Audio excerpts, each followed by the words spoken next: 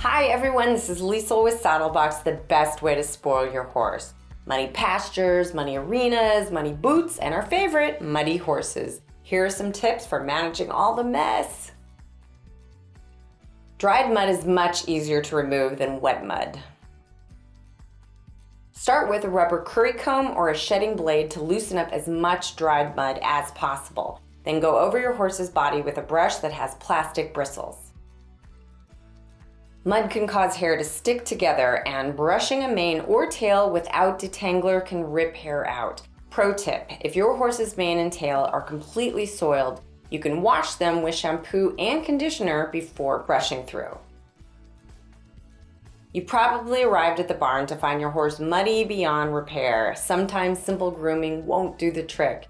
If you don't have to ride that day or can wait a few hours to do so, hose down your horse. For best results, use a hose with a nozzle that's capable of higher water pressure.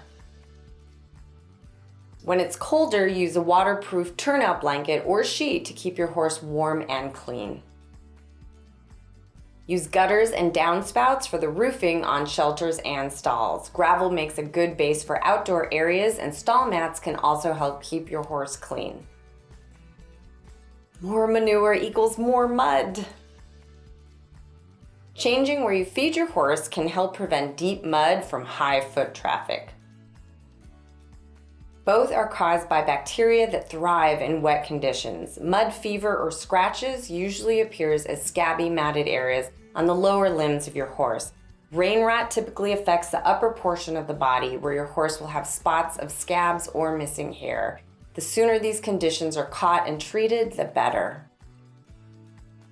Winter is the season for hoof abscesses, sole bruising, and the most common problem, thrush. Thrush is a bacterial disease that affects the frog and surrounding areas. If your horse lives in the mud, we suggest coating the underside of his hooves with Thrush Buster once a week as a preventative measure.